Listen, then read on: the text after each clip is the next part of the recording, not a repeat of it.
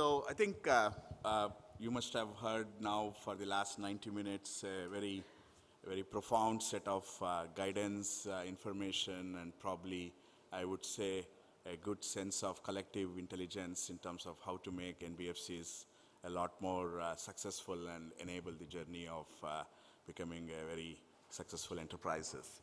So I thought, knowing that almost all of the speakers before me talked about one key element is about security. I think for the mankind, if you go back to 5,000 years of mankind, something that we have been very careful and very diligent about is securing our valuables. I think there is no new entity or no new element that we have adapted in our lifestyle without validating whether it's something very safe and secure to be part of our lifestyle. So when we started to look at the digital world, I think when I was looking at what would be more apt and relevant to the NBFC community, I thought business resiliency would be something I would probably think as a business leader myself would be very key to my business sustainability and growth. So I took the opportunity to talk to you guys today about what is the business resiliency mean in the context of a digital world, more so in the context of how do we protect data, which is probably, I don't think anyone would debate on, it's the most valuable asset today we have in our business world. So what's business resiliency redefined, right? I mean, if you really look at the way business resiliency earlier days was personal connect with the customers who would come and drop into our facilities, into the branches, giving them coffee, tea, and snacks, and making them feel very good about it. But over the period of time, I think in order to come back into a lot more sustainable environment and have a resiliency built, it's digitization. I think digitization has brought our globe together. It has brought our relationships much more stronger, and needless to say, it has made our businesses a lot more traceable and a lot more agile. So digitization is one aspect of it, right? Then if you look at it, you can recover back from any catastrophic failure in business if you have reached to global markets, or whatever you call as the perimeter that you can expand your business into. As our promoter, Mr. G.P. Hinduja, keeps telling, think global, act local. Very critical element of any of the businesses is you need to be able to have the aspirational aspect of going big with a very strong affinity and practices down at the local level. So access to global markets can definitely help build a resilient businesses. Of course, customer experience. If you have created and if you have made the customers feel like the king, I think there is enough opportunity for every organization, every businesses to be resilient, because people will come back, people will appreciate, people will look at. But one of the most important aspect I have seen in any businesses thrive in the modern world or in ages together has been the element of trust. Do we have our business resiliency built into our practices with the element of trust being the most prime aspect of it is probably a very critical thing that all of us have to think through, right? What does that mean? What are some of the trust factors that we believe in the newer businesses that we talk about? The first and the foremost is, of course, you got to have the right quality of service. You need to have the right quality of offerings, and the quality standards have to be uncompromised, right? That's given. Hopefully, you build trust with your audience when you have a quality aspect built into your system. Timeliness. Do you do what you say? Do you have the ability to be delivering what you commit to on time? Somebody was talking about a 45-minute disbursement of lending money and cash and whatnot. Do we really do that? Do we really do the service level engagement where timeliness is? Yes, that builds trust. I can go to you when I'm in need of money, like my parents, if they wanted money, they would go to somebody in the village or in the place close by, they would say, hey, I'm in need of this, can I get that money? If we didn't say, oh, come tomorrow, come 3 days later, come a month later, I think the trust factor goes away, because as a borrower, I would not trust him that he'll be helpful to me. As a lender, if he didn't pay back the money on time, the trust goes back. So timeliness is very critical. Of course, is it dependable? Can I depend on this entity for all? And all of us use NBFCs a lot, right? I mean, probably I wouldn't be surprised if the 90% of the borrowing community have experienced NBFCs once or twice in their lifeline at the minimum. But very important is trust comes with a lot of factor on is it secure? Is it something that I can believe that this transaction, this relationship is secure enough so that I can really move on with that entity? I can engage with that relationship. So, I mean, needless to say, all of us, I mean, including when I used to have my earlier role, Avatar, we used to always look at as a business leaders, as a part of a community which is embarking on a digital transformation, digital processing. We need to start looking at it as how secure is the business from being agile to act on with a very need of the hour. Somebody hacks your system, somebody steals your identity of your customer, somebody steals your customer base. How agile are you to build back in the system to protect your, what you call, so-called as your valuables, which is, I think all of us know, is data. Is it adaptable? Is your environment adaptable enough to build the change? Somebody will bring in a new technology day after tomorrow. Somebody will bring an extremely innovative opportunity for you to adapt some 3 days down the lane. Are we building a system that is more adaptable? Is it predictable? Is my secure system that I have put in place, can it be something that I can predict what is going on? I mean, can I assume that this fraud, we heard about fraud management. We heard about a significant amount of NBFCs embarking on a technology journey.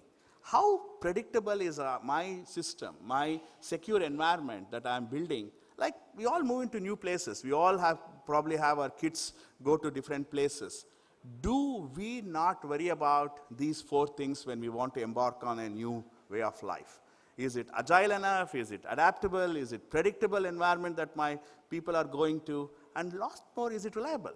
My fundamental challenge that I've been seeing in the digital transformation, having been associated with a few of the large technology companies in the past, is that factor of reliability. I'm paying something to adapt something in my technology environment, or I'm paying something to get a service offering embedded into my system, embodied. Is it reliable? Can I always be assured of, yes, this works all the time?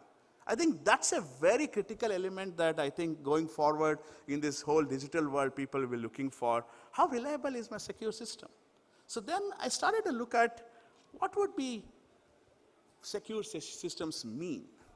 We all understand the attack paths. As a human being, I know who can attack me at night. I know probably I'm a very sensible guy. I'll probably not go to an ATM and withdraw cash daredevil at 12 o'clock in the midnight because I know my attack surface. I understand what are my attack actors. I understand how to secure myself. Don't we have a necessity now in the digital world to see and be cognizant of the fact that what are some of the common attack paths? Very interestingly, if you really look at this, which I think is a summation of various activities that are happening in the digital world, at the end of the day, no matter what goes to it, ultimate target is a data. Whether it's a data of your identity, whether it's a data of your customer information, is it a data of your quantification of it? At the end of the day, it's all about data, right? So I started to look at if at all we need to simplify the need of the hour in this community or in more or so in the overall industry context. Very important factor is you need to protect what is valuable to you. We'll all protect. I mean, assume we have a magical box that we build. If I give it to, say, my boss, Mr. GP Hinduja, he will say, I'll protect probably a few diamonds, because to him that is precious to him. Maybe if somebody comes and gives it to me, that box of security, I would probably put some of my wife's jewelry and a few land papers.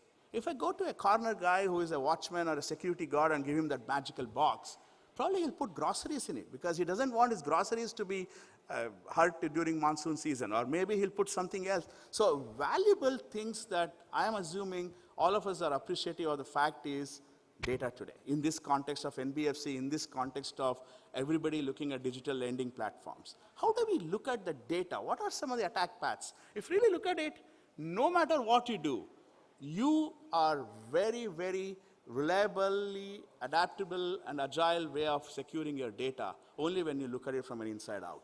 You protect the data. Doesn't matter where it resides, doesn't matter what wire it's going on, where it's being consumed. If you can have a very strong mechanism of protecting the data, and look at the threat matrix.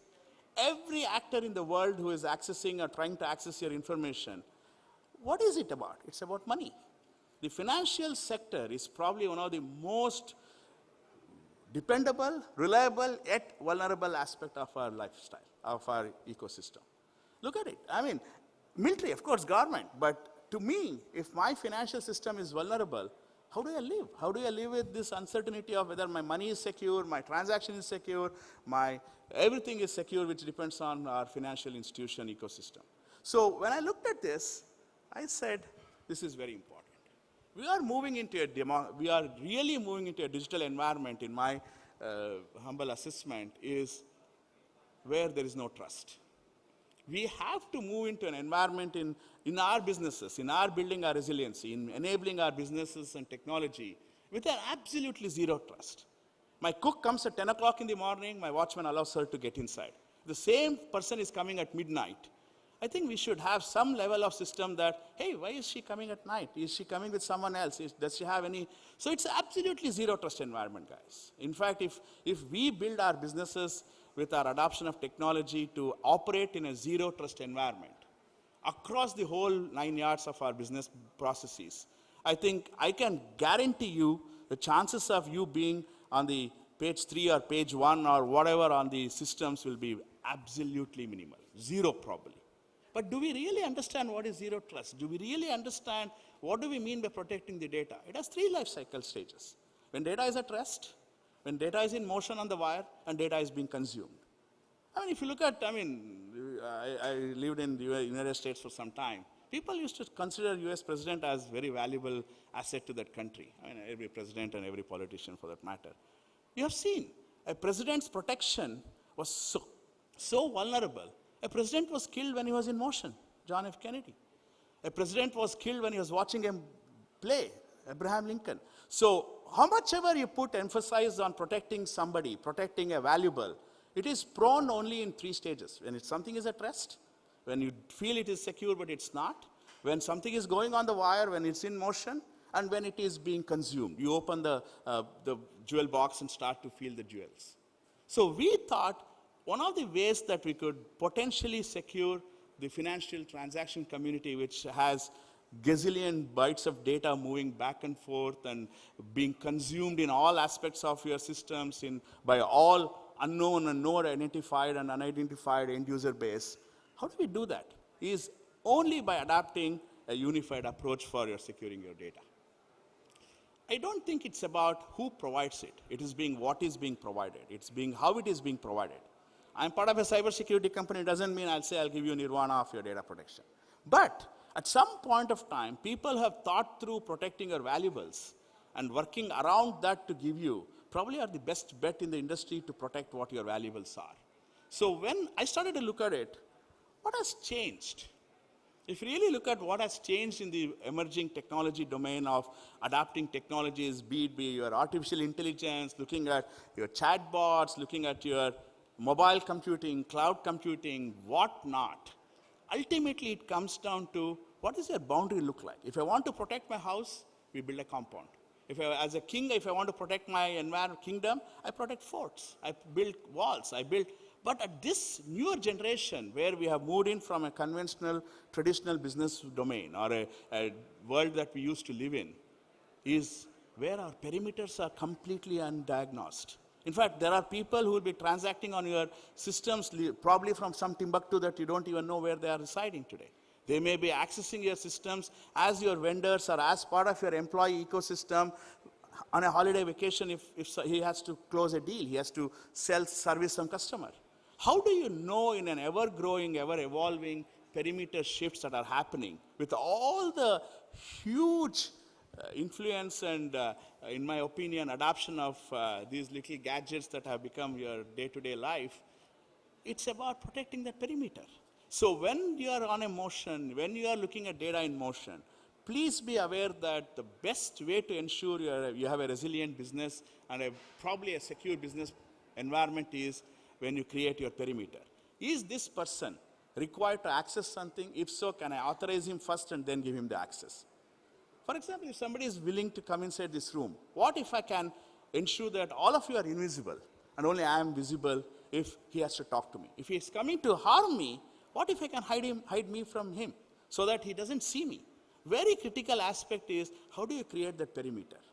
How do you ensure that you are not putting a 5th gate but you're looking at only one gate, but that gate protects that specific valuable asset that you think. Could be your KYC information, could be your business process information, could be your balance sheets, could be whatever. That perimeterization is what I think the data in motion will be looking for when every element, trillions of elements will get connected in the future. If not, they've already been done. Your Internet of Things, your blockchain, your whole system that we are talking about, everything will get connected. It will be an instrumented, interconnected, and intelligent systems going forward. But how do you ensure that focus on perimeterization so that I can draw a perimeter around me if I am the only one who should be visible in the network? How do I do that? That is very critical for me. What else? Can I ensure that my data is protected? My data privacy is protected. Is my data, like I'll tell you, I use a lot of cabs when I drive from airport to my home, right? The guy has my phone number. The guy knows my name. Guess what? More challenging is he knows my house when he drops me. Just imagine if that specific data that I thought he would have written in on a sheet of paper or a sheet of paper that he compels it and puts it on somebody. What happens to me? Masking of data.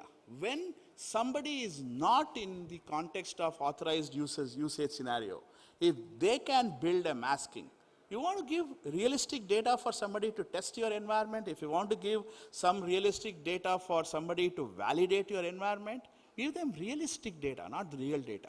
How do you do that? There are numerous ways the system is transforming in the digital world to mask the data. Sunil will be known as Tom on the internet. What else can I do for my identity protection? Awesome, right? If you anonymize the context of a transaction in a digital world, where traceability of the identity of it is only known to two parties. In fact, Indian Bollywood did that very well in the Dawn movie, when people exchange a diamond to a piece of paper. An awesome concept where that contextual validation of data for need to know and authorized access is so critical.